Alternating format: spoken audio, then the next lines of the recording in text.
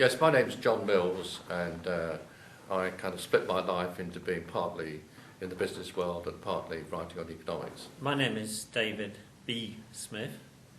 I was a City of London economist from 1968 to 2006, and subsequently I've been a visiting professor in economic forecasting at the University of Derby, where I've been running my own econometric model of international and UK economies. Well, my key message is that the British economy is really not in good shape.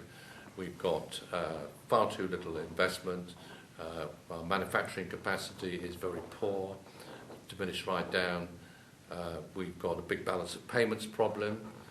We've got a huge debt problem, and what increase in output we have got at the moment depends too much on asset inflation as a result of very loose monetary policies. So I think we're in bad shape unless we have a really major change in policy to get the economy revived.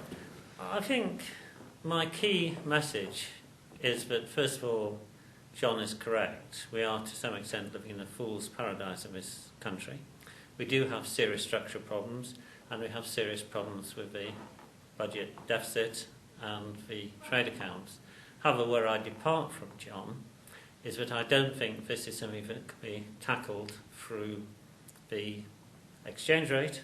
I think it's something that requires a lot of supply side measures, which obviously take longer to take effect.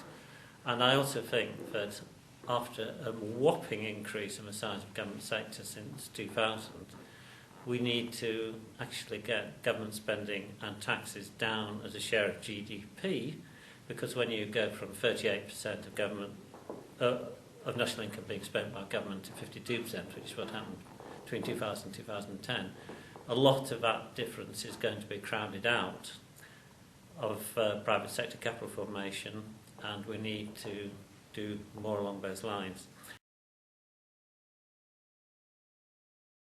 Well, I think the most frustrating thing about economic policy in this country is that we've got a well-developed fiscal policy, balance between taxation and expenditure since the 1930s, and John Maynard Keynes. We've had a monetary policy which people understand, but we've simply ignored the key element in our relations with other countries, which is the balance of which is the exchange rate. And this has caused huge problems of unbalancing the economy, which we really need to address to get ourselves up into a situation with a stable future. The most frustrating thing for anyone who's trying to do empirical work on the UK economy is that the Office for National Statistics has just, on the 30th of September, issued a completely new set of national accounts which bear almost no resemblance to their predecessors, and anyone who's trying to do serious empirical work will have to rebuild their forecasting models from scratch.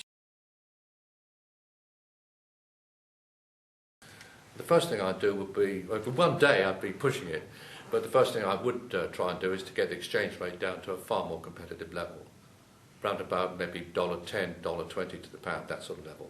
Resign before I was found out. Thank you.